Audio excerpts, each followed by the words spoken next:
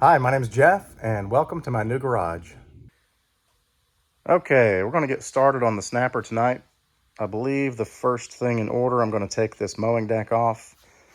The belt was broken when we picked it up, so there's no belt. Make it pretty easy to get the mowing deck off of there and see what we have going on underneath. I've already taken the gas tank off. It was leaking gas, so the float is probably stuck. Or the needle is not sealing on the seat. Either way, we're replacing the carburetor. So I've already drained the oil. Pretty neat trick on these. You can take an old license plate, bend it up, shove it under there, and just drain it straight into the milk jug there. So pretty mess free. So I'm going to turn this off and get situated to take the deck off. We'll flip it back and see what we have.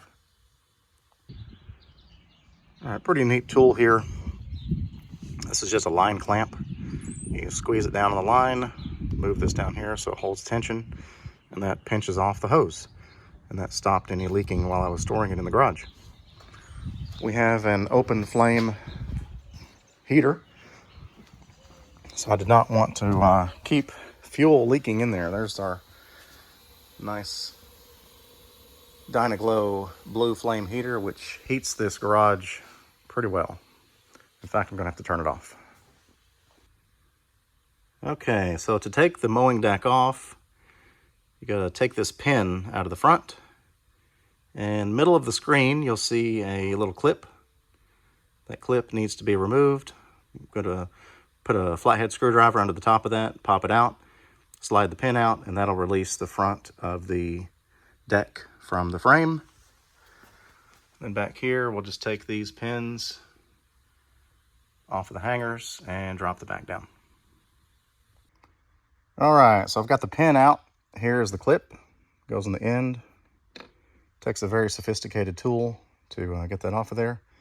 And these are the two clips that hold the rear hangers. Now, depending on the age of your mower, you may or may not have the safety switch. That's for the blade engagement. But the process of removing the deck is pretty much the same on all of these old snappers. And so let's get this out of the way and flip it up.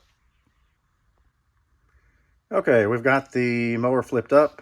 This is pretty indicative of an old snapper mower. This boot is torn. You can see the inner, you maybe can't see, but you can see the inner axle in there.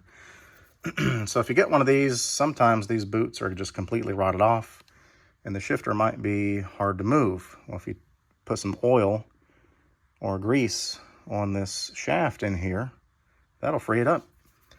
I have put these boots on before. If you want to put it on properly, you got to take the hub off and all this stuff, and you probably never get it apart. So what I've done in the past is just split these, just cut a slit and put them on there, and maybe run some really thin zip ties through a few of the bellows here. And that at least helps keep a lot of dust and dirt out of there. So, but anyway, it'll still work without it, but you will get to where this will get sticky, and you'll have to oil or grease this these inner shafts, the axle shaft, right in there.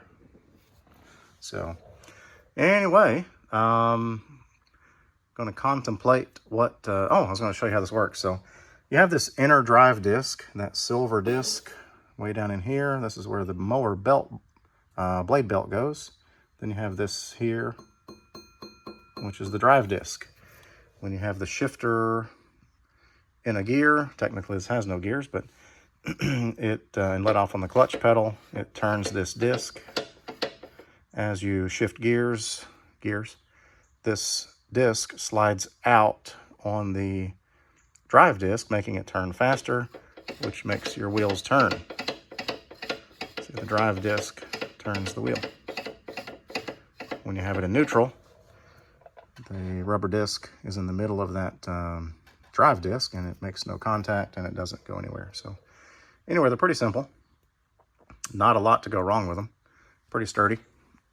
So I'm going to contemplate what I'm going to do next here. Okay, so I got the blade drive belt on.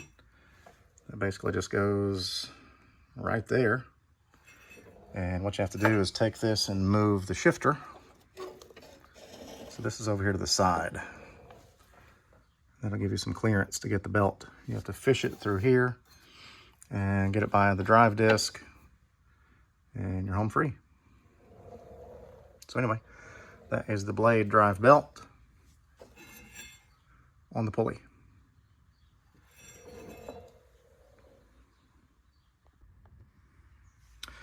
All right, so basically what I've done so far, these nuts right here, is 2 of those.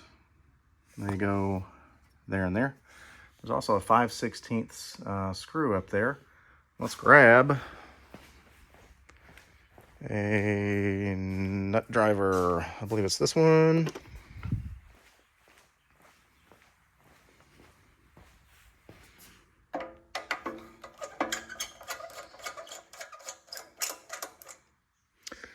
So what this is going to do is just allow us to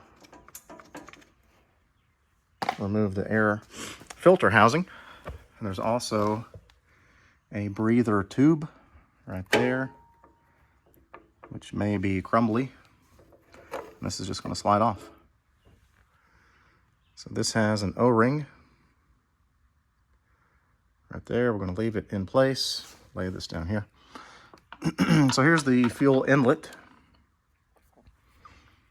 I will probably save that hose clamp. So there's really 2 connections on this. You've got the choke rod, you've got the throttle rod, and this has a little spring. The spring will just have a little hook. Kind of hooks in that hole right there. And this will just literally just pop right out of there. So, all right, so there's the, where'd it go? Anyway, so this spring is on the throttle rod, stays on the throttle rod. I gotta find the end of it. Here it is. It's kind of peeking at me out of here. So anyway, as you remove the carburetor, you'll manipulate the carburetor around to work these rods out of these levers. And you got to take these bolts right here.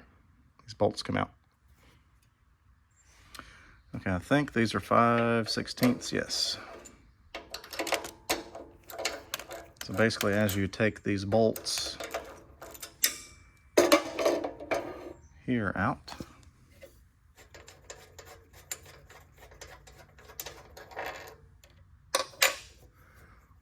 it's going to stay in place on this one because of the gasket. It's kind of fused to it. And so we'll do a little pulling. There it is. So the new carburetor came with a new gasket. Let me see if I can set this here. And what I'm going to do is turn this. And as I turn it, okay, that's the choke rod, and the other one will rotate this way and pull it out. So there you go. There's the carb. An important note, when you replace a carburetor, you want to put them side by side to make sure the levers and the connections are the same. So in this case, they are.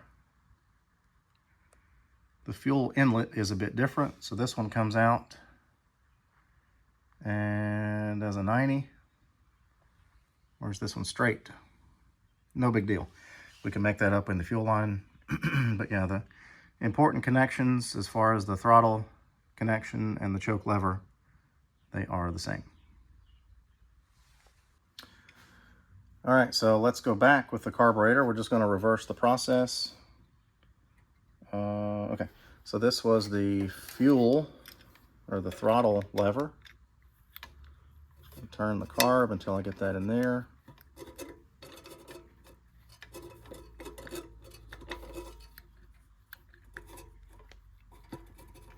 Okay, now with that little spring, see the spring sticking out? That just goes in that hole right next Sorry about my hand. I know you can't see this. All right, so that spring goes in the hole there. And then we turn to get the choke lever connected. Okay, there, we're hooked back up.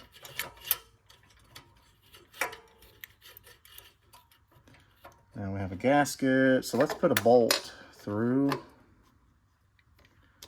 knocking things over. I don't think I need that right now. Bring a bolt through. Got the bolt. So what we'll do next, what's missing? And we need a gasket. So the carburetor came with a brand new gasket. We'll put that in here. Bolts will hold it in place.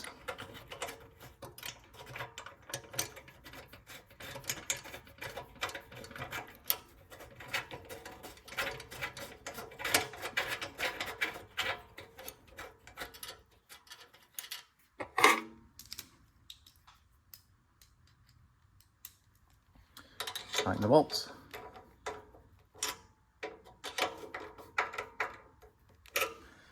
Now, so we want to, there's choke off of the throttle lever. We're getting full choke. And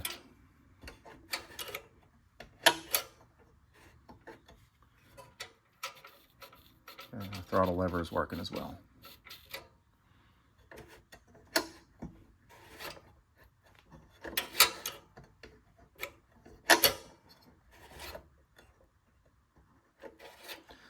So we may have some adjustments with this once we fire it up.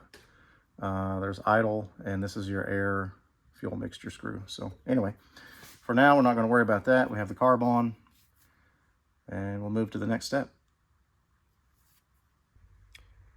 So this carburetor kit that I bought came with a new air filter, the pre-filter, and a fuel filter,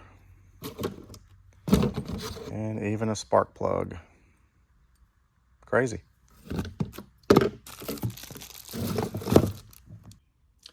Okay, while we're here, let's see if we have spark.